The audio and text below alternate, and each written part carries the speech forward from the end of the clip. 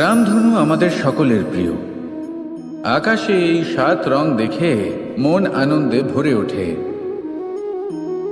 কিন্তু এই রামধনু প্রত্যেক দিন বা সবসময় দেখা যায় না। বর্ষার ঋতুতে দেখা যায়। যদি আপনি এই 7টি রং দেখতে চান, এর আনন্দ উপভোগ করতে চান, তাহলে বর্ষাকে সহ্য করতে হবে। সেই তীব্র বায়ু সহ্য করতে হবে যা বর্ষা ঋতুতে প্রবাহিত হয়। ঠিক সেভাবেই যদি জীবনে 7টি রঙের সুখ অনুভব করতে হয়, তাহলে সমস্যার বর্ষণও সহ্য করতেই হবে। তবেই তো সেটা লাভ করতে পারবেন। মনে রাখবেন, একটি ছোট্ট শিশু যখন তার খিদে পায়, তখন কিন্তু সে নিজে মাকে সেটা জানাতে পারে না, বলতেও পারে না। তাকেও কিন্তু সেই খিদের যন্ত্রণা সহ্য করতেই হয়। আর যখন সেই যন্ত্রণায় সে কাঁদতে থাকে, তখন মা বুঝতে পারেন যে সেই ছোট্ট শিশুটির তো খিদে পেয়েছে। তখন তার খিদে দূর হয়। বসে থেকে এই সংসারে কোনো কিছুই লাভ করতে পারবেন না। যদি সুখ ভোগ করতে হয়, তাহলে যন্ত্রণাও সহ্য করতে হবে, পরিশ্রমও করতেই হবে। তাহলে সাহসের সাথে সব যন্ত্রণার সম্মুখীন হন, শৌর্যের সাথে পরিশ্রম করুন, আর আমার সাথে ভালোবেসে বলুন, রাধা রাধা। কর্ম এবং ফল দেখতে গেলে এই সমস্ত ব্রহ্মাণ্ড এই দুইয়ের মাঝেই স্থির হয়ে আছে। মানুষজন কর্ম করেন ভালো ফল লাভের আশায়, আর ভালো ফল লাভের আশায় উনি এটাই ভুলে যান যে উনি যে কর্ম করছেন তা কি করছেন। আমি বলেছিলাম কর্ম করুন ফলের চিন্তা না করে, কিন্তু কি কর্ম করছেন সেই বিষয়ে ভাবাটাও অত্যন্ত আবশ্যক। নয়তো অনেক সময় আমরা এমন কর্ম করে ফেলি যা না চাইতেও বিষে পরিণত হয়। যা হয়েছে দুঃশাসনের সাথে, দুর্যোধনের সাথে, গুরু দ্রোণের সাথে। একজনের মানসিকতা উচিত ছিল না, একজনের বিবেক উচিত ছিল না, আরেকজন যে পক্ষ নির্বাচন করেছিলেন সেই পক্ষ উচিত ছিল না। আর যা কিছু ওনাদের সাথে হলো, আপনার আমার আমাদের সকলের সাথে তা হতে পারে। আমি বলেছিলাম কর্ম করুন, ফলের চিন্তা করবেন না, কিন্তু এই কর্মের বিষয়ে বিচার করে দেখাটাও ততটাই আবশ্যক। দেখুন, কর্ম করার উচিত প্রক্রিয়া ফলের চিন্তা না করা। কিন্তু যদি আপনার কর্ম শুভ হয়, তাহলে তার ফলও নিয়তি আপনাকেই দেবে। সর্বদা কর্ম করার সময় এটা ভাবুন যে আপনার এই কর্ম এই সংসারকে, এই সমাজকে, আপনার পরিবারকে, আপনার আশেপাশের মানুষজনকে কোন দিশায় নিয়ে যাবে। যদি এটা সবার জন্য মঙ্গলময় হয়, তাহলে কর্ম করতে থাকুন।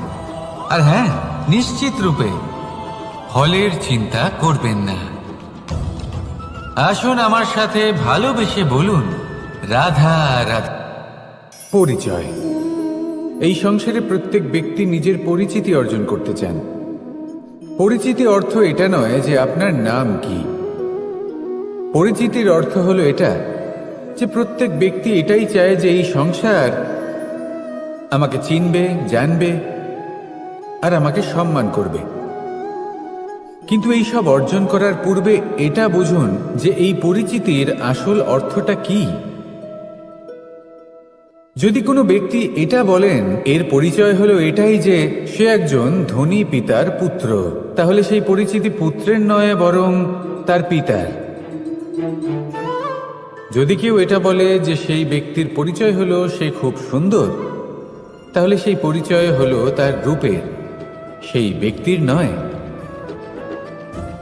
বাস্তবে পরিচয় কি?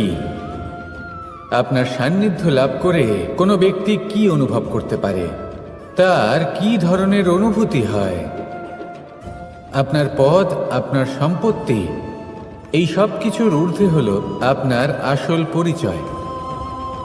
যদি কোনো ব্যক্তি আপনাকে স্মরণ করেই প্রসন্ন হয়ে যান, তাহলে সেটাই হলো শ্রেষ্ঠ পরিচয়। তাই এই সংসারে নিজের শ্রেষ্ঠ পরিচয় গড়ে তুলুন, আর আমার সাথে ভালোবেসে বলুন, রাধা রাধা। বটবৃক্ষের বীজ সর্ষের দানার থেকেও ছোট হয়, কিন্তু যখন তা নিজের রূপ ধারণ করে তখন তা বিশাল বৃক্ষের আকার ধারণ করে, যা সহস্র বছর ধরে বেঁচে থাকে, ছায়া প্রদান করে, পাখিদের আশ্রয় প্রদান করে আর দেয় পথচারীদের বিশ্রাম করার স্থান। কেন? কারণ সেই ছোট বীজ তা মাটির ভেতরে গিয়ে নিজের খোলস ত্যাগ করে। অন্ধকারে থাকে সে, যতই আলো আসুক না কেন, যতই বর্ষা আসুক না কেন, সব সহ্য করে। আর তারপরে একটা চারা গাছ অঙ্কুরিত হয়, তারপর ধীর গতিতে একটা বিশাল বৃক্ষতে পরিণত হয়। দেখুন, জীবনে কঠিন সময় আসে, এই জন্য নয় যে আপনি হার মেনে নেবেন, এই জন্য আসে যাতে আপনি ভবিষ্যৎ নির্মাণের জন্য নিজেকে তৈরি করতে পারেন। যদি কঠিন সময়ে আপনি ওই বীজের মতো দৃঢ় হয়ে থাকতে পারেন, তাহলে আপনিও একদিন সেই বিশাল বৃক্ষের মতো নিজের অস্তিত্ব গড়ে তুলতে পারবেন, যা সহস্র বছর পর্যন্ত মনে রাখা হবে। আসুন আমার সাথে ভালোবেসে বলুন, রাধা রাধা। এই ব্রহ্মাণ্ড কত বৃহৎ, তাই না? যার সম্মুখে এই পৃথিবীকেও একটা বিন্দুর মতো মনে হয়। আর এই পৃথিবীতে আমরা কে হই, আমাদের আকার কিরকম, আমাদের অস্তিত্বই বা কি? যখন আমরা এভাবে ভাবি তখন মনে হয় আমরা কিছুই নই। তা আমরা যখন কিছুই নই, তাহলে আমরা এত চিন্তা করি কেন? কি ভেবে ভয় পাই? কাকেই বা এত ভয় পাই? কে আমাদের মারতে পারে আর কেই বা আমাদের জন্ম দেবে? আত্মার আসলে না কখনো জন্ম হয় আর না কখনো মৃত্যু। আত্মা শুধুই শরীর বদল করে। আপনি, আমি, আমরা সকলে এই শরীর নয়, আমরা হলাম আত্মা, যা হলো পরম আত্মার পরম অঙ্গ। সেই জন্য মনে রাখবেন, বাইরের কোথাও দেখবেন না, নিজের অন্তরের গভীরে গিয়ে দেখুন, আত্মাকে উপলব্ধি করতে শিখুন।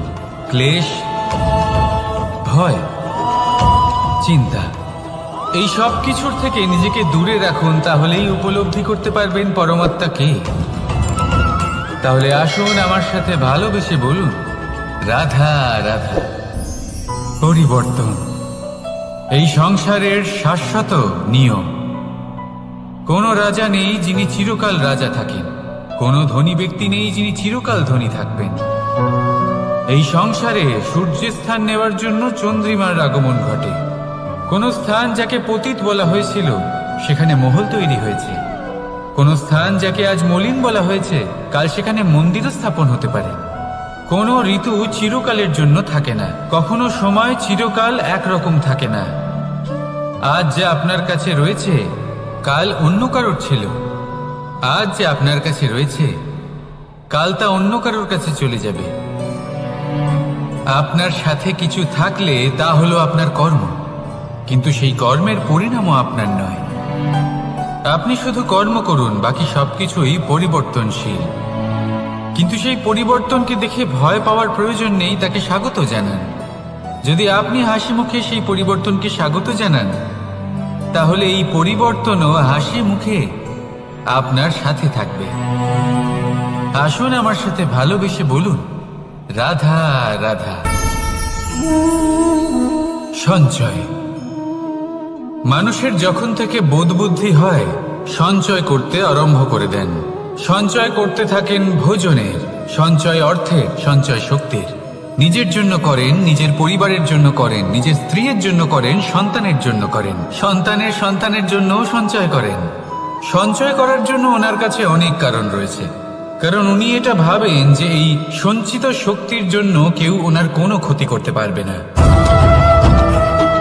মানুষ ভুলে যান একটা গুরুত্বপূর্ণ কথা, এই সত্য, উনি এই সংসারে খালি হাতেই এসেছিলেন, আর এখান থেকে ওনাকে খালি হাতেই যেতে হবে। যা এখানকার তা এখানেই থেকে যাবে। আর যদি কিছু ওনার সাথে যায়, তা হলো ওনার কর্ম, আর কিচ্ছু নয়। তাই যদি কিছু অর্জন করতে চান, তাহলে শুভ কর্ম অর্জন করুন, আত্মশক্তি অর্জন করুন, কারণ পরলোকে এটাই হবে আপনার সম্পত্তি। তাহলে কি এটা আপনি অর্জন করতে চান না? আসুন আর আমার সাথে ভালোবেসে বলুন, রাধা রাধা। সদিচ্ছা। দেখতে গেলে 3 অক্ষরে তৈরি এই শব্দ, কিন্তু সমস্ত ত্রিলোক তার উপরেই আধারিত। আপনি এই সংসারে এসেছেন, তখন অবশ্যই শ্বাস নেবেন, কিন্তু তার বদলে আপনাকে কিছু তো দিতেই হবে। আপনার উপর নির্ভর করছে আপনি কি দেবেন। কি দেবেন এই সংসারকে, এই সমাজকে, নিজের পরিবারকে, আর তার বদলে কি নেবেন? যশ নাকি অপযশ? দেখুন, এক ছিল রাবণ, যে কিনা সমুদ্র পার করল সীতাকে অপহরণ করার জন্য, আর এক ছিলেন রামচন্দ্র, যিনি সমুদ্র পার করেছিলেন, সেতু বানিয়ে গিয়েছিলেন সীতাকে ফিরিয়ে নিয়ে আসার জন্য। দুজনেই সমুদ্র পার করেছিলেন, শুধু পার্থক্য ছিল সদিচ্ছাকে বোঝার, লক্ষ্যের। অনেক মানুষের যাত্রা একরকম হতেই পারে, কিন্তু আনন্দ তখনই লাভ করবেন যখন লক্ষ্য শুভ হবে, মহান হবে। এই লক্ষ্য দিয়ে এই সংসারের কল্যাণ হবে এবং মানুষের সম্মান হবে। যদি আপনার সংকল্প উচিত হয়, তাহলে আপনার লক্ষ্য উচিতই হবে, নয়তো শুধুমাত্র বিনাশ হবে। আর উচিত এটাই হবে যে বিনাশের হাত থেকে যেন নিজেকে বাঁচানো যায়, কি বলেন?